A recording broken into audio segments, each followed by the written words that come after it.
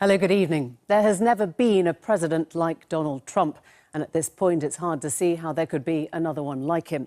He represents a break with the past, but also a challenge to the Republican Party that made him their candidate, to the media who had to choose how to report him, and perhaps most of all to those closest to him, having to explain words, actions, deeds that often seem to defy the usual logic. For one man, that became the day job. Sean Spicer worked by his side on the campaign and became his first White House press secretary for 7 months, memorably defending the size of Trump's inauguration crowd in the face of photos that seemed to defy it. It was his job to make sense of Trump to America and to the rest of the world. Well, Sean Spicer is standing by to give his first UK interview to Newsnight Live. First, a reminder. Rocket Man is on a suicide mission for himself and for his regime. If you look at both sides, I think there's blame on both sides. You got to see this guy. Oh, I don't know what I said. How do you explain the often extraordinary words of the world's most powerful man? And how do you interpret them to a hungry press? For the first 6 months of the Trump presidency, the job fell to one man, Sean Spicer. It was that inauguration weekend of January 2017 that sealed Spicer as a household name. Attempts to please his boss, who claimed to have had bigger inauguration crowd numbers than Obama before him, went horribly wrong. This was the largest audience to ever witness an inauguration, period, both in person and around the globe. And prompted this. Our press secretary gave alternative facts to that. Look, alternative facts are not facts.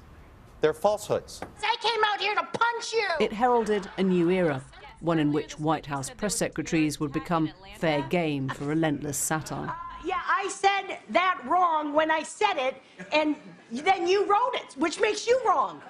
But Spicer changed the rules of the West Wing press briefing, democratising the system to include more voices from outside the Beltway, voices that might represent those who voted for Trump rather than those who mocked him. He was quick to correct false narratives that President Trump had removed a bust of Martin Luther King from his office. Not true. Where was the apology to the President of the United States? Where was the apology to millions of people who read that and thought how racially insensitive that was? And as he readily admits, occasionally he waded in too deep. We didn't use chemical weapons in World War II. You know, you had someone as despicable as Hitler who didn't even sink to using chemical weapons. By last summer, Donald Trump decided the press team could use some extra help. He brought in this man, who we grabbed on camera in the grounds of the White House just 3 days into his job. So here's what's going to happen. Donald Trump is not elite. We're going to move on. The business side or the politics side or the inheritance side? What part of Donald Trump? Many people in the UK don't understand that. There's so many things about the president. He's a celebrity. How about He's the a billionaire. cheeseburgers? How about the pizza that we're eating? Everyone eats cheeseburgers and pizzas. What are you talking about? No. There was no love lost between Scaramucci and Spicer. Spicer resigned. Scaramucci, as things turned out, wasn't far behind him. Spicer has spent the last months on his memoir, The Briefing, in which he chronicles his relationship with Trump, the press and the truth. Clearly, being press secretary to the president hasn't got easier with time. How would you attempt to explain the Putin summit in Helsinki? They said they think it's Russia. I have President Putin. He just said it's not Russia. I will say this, I don't see any reason why it would be. Or ask the president to correct himself. The sentence should have been, I don't see any reason why it wouldn't be Russia. Sort of a double negative. Perhaps he's relieved he left when he did. Well, Sean Spicer joins us live from New York's Times Square. Good evening. Sean, you came to work for Trump through the Republican Party. You explained in the book that you're a man who puts party before candidate. Did you see Donald Trump originally as an awkward fit or just what the party needed?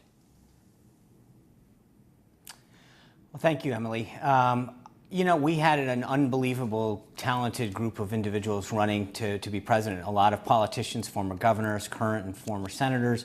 And then you had this real estate mogul and reality TV star. By all traditional standards, that's not who kind of made it through. And Trump defied so many of the norms and historical practices that had been part of how you campaign for president and who becomes the nominee. So I think, I clearly was not one of those ones that saw it coming initially, but as he racked up wins through the primary process system, you started to see that he was unique on countless levels.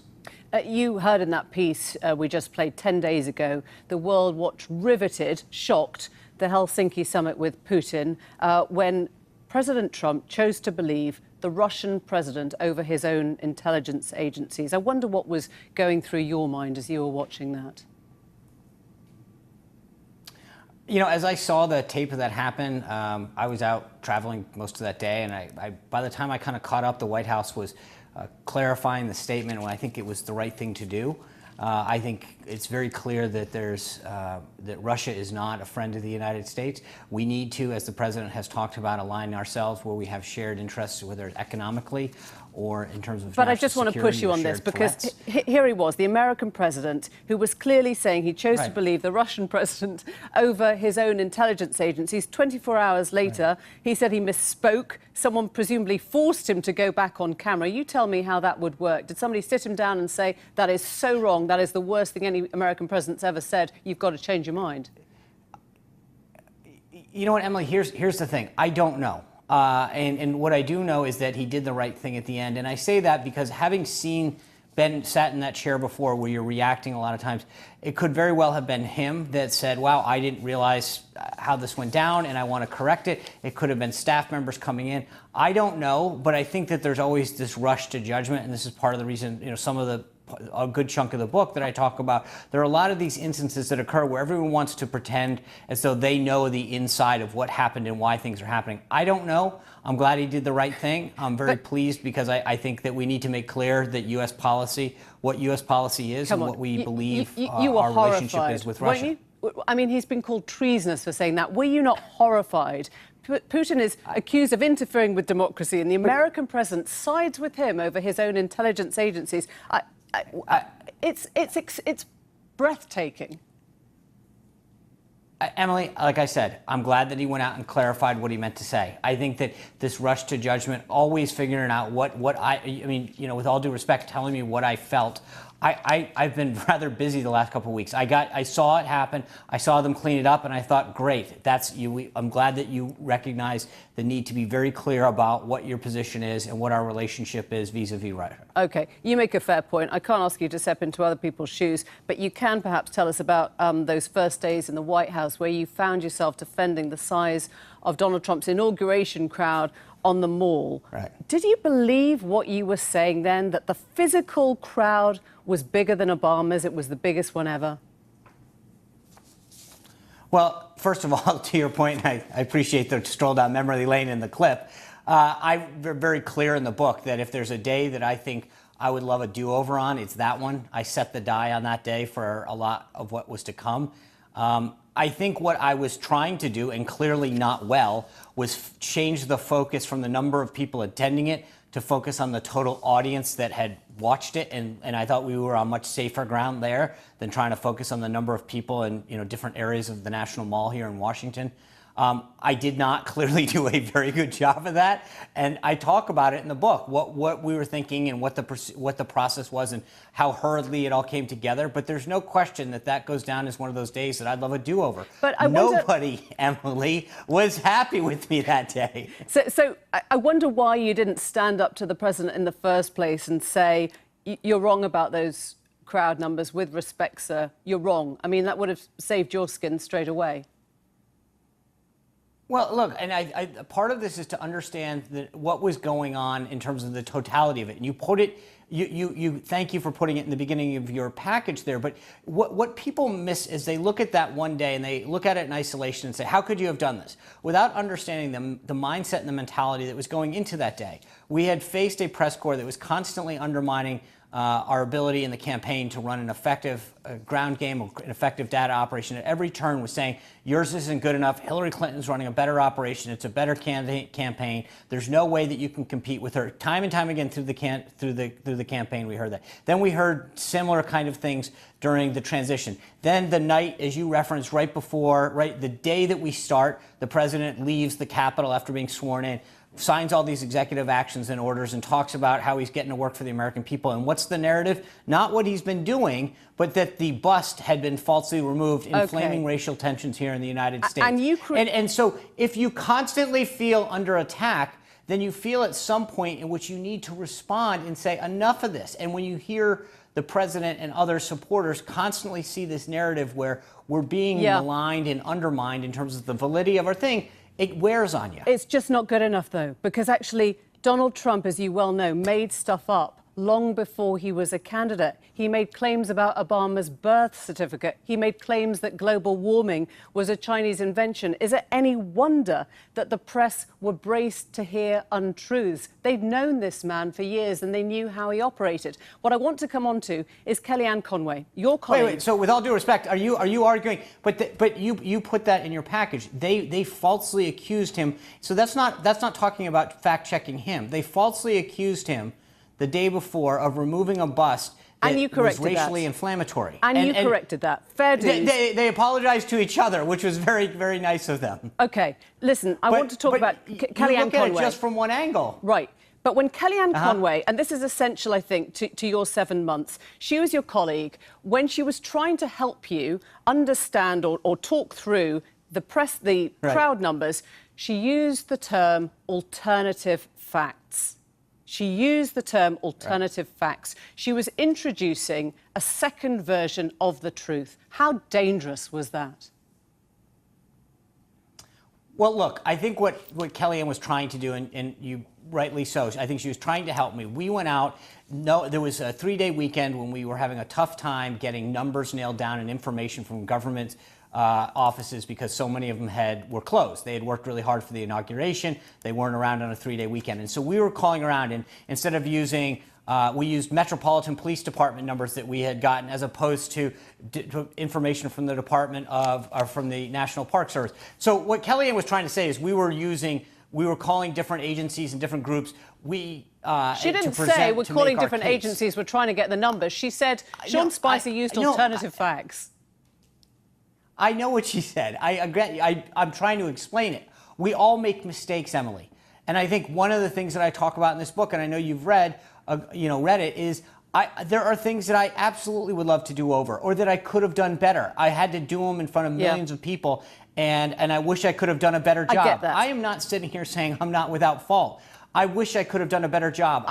There were days that were extremely lonely in that job because I screwed up. And believe me, I sympathise with that. It was embarrassing. And I know the place you're coming from. But well, thank you. My point is, it became a joke. It became something that defined you. You joked about it when you presented the Emmy Awards. But it wasn't a joke. It was the start of the most corrosive culture. You played with the truth. You led us down a dangerous path. You have corrupted discourse for the entire world by going along with these lies. With all due, I'm sorry, Emily. That you act as though everything began and ended with that. You're taking no accountability for the many false narratives and false stories that the media perpetrated. He shouts fake news when he doesn't like something. But I wrote a book that I think is a fairly strong representation of what happened in the campaign, the transition, and the White House. I take responsibility where I think I've fallen short or I could have done better. But for you to lay that kind of claim and make everything sound like it started and ended with Donald Trump is just absolutely ridiculous. I guess my question is, you were his press secretary, and I know from what I've read that you care about the freedoms and the institutions and the democracy on which your country was built. And this is the office of president spouting lies or half-truths or knocking down real truths, and you were his agent for those months. My job, as I lay out in the book, was to be the president's spokesperson and communicate his thoughts and his ideas when he wasn't able to do it or wasn't present. That's my job. My job wasn't to interpret for him. I gave him the best advice and counsel that I could in private. I shared with him what I thought strategy would be, but at the end of the day, he is the president of the United States, and it was his thoughts and his ideas and his feelings that it was my job to communicate them. Whether you like them or not, those were his thoughts and his feelings. Let me talk about his feelings a little bit, because you described very well the day that the Access Hollywood story broke and the Republican candidate for president was talking in that tape of grabbing women by the pussy. Did that tell you anything about your man that you didn't previously know? Well, I think we've all said things in private, which that are inappropriate or regrettable. Have you said things like that? And I don't know that I would want every single thing that I've ever said in private to be made public. No, I've probably said some things that I regret. Absolutely. I don't know that I've used those exact terms. And I think the president, candidate Trump at that time, rightly so, said that it was inappropriate for him to use those words. But look, if we're going to judge everybody by private comments that they may or may not made at one point in their life, I'm not sure all of us would want to have that account. But just give me the Sean Spicer day. When that happens, you're on a plane to St. Louis and you're carrying around this knowledge with you and wondering how it's going to break. Are you thinking that he's still going to be the candidate? Are you thinking it's all over? Are you thinking you've got to find a replacement? What's going through your head?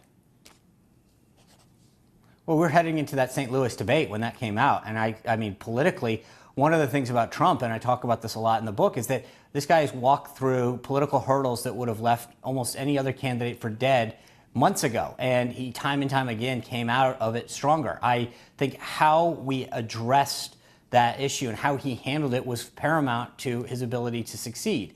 So I think when you see a candidate, and I've seen a bunch over the years, part of it is how they handle mistakes, adversity, et cetera. Most candidates curl up in a ball and try to pretend that it didn't happen. I think Trump, rightly so, came out and made it clear that that was not something that he was proud of.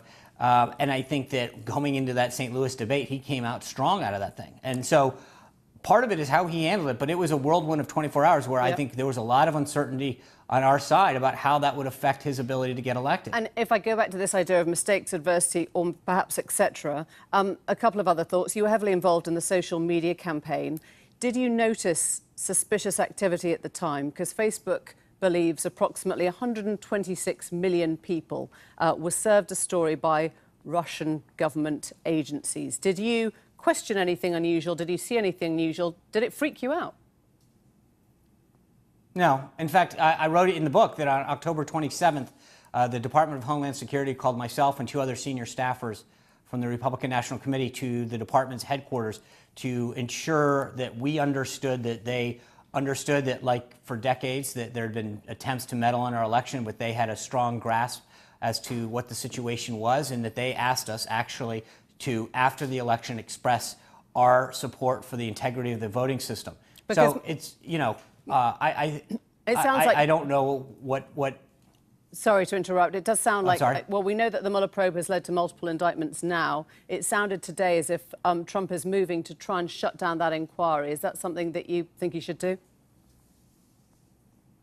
Well, look, I'm not sure. I've been on a book tour all day, so I'm not sure exactly what you're talking about. But I think that the indictments that you mentioned, let's look at them. I mean, you've got a couple of them who got caught lying to the FBI, which is never a good idea. Paul Manafort, who's been indicted on charges for failing to register for clients that he had, years ago, nothing connected to the Trump campaign. I saw nothing that led me to believe that there was anything improper, and I stand by that. OK, we're running out of time. I'll just come to the very end of your tenure. You resigned when Scaramucci was brought in, a letter that you'd actually written 2 months earlier. Is it because you felt it was starting to corrode your soul, or that you didn't think it was going well, or you didn't think you were doing it very well? Would you work for him again? I'm glad I did the job. It was an honor and a privilege. Look, I think for any person, when I was a kid, I never wondered if I would get a tour of the White House. To have worked there, I think under any president, to serve my country, as I've done in so many different ways throughout the years, is an honor that few get, and I'm honored to have been able to do that. It was exhausting. It was tiring. I knew I was becoming the story too often. And, I lay this out in the book that time after time, I became the focus. And a spokesman should be speaking for somebody else, not having to defend themselves day in and day out. Would you go back? The beginning of the end was coming. No. I loved being able to do it. I missed the people. But I'll let somebody else do that. Sean Spicer, great talking to you. Thank you very much indeed for joining us.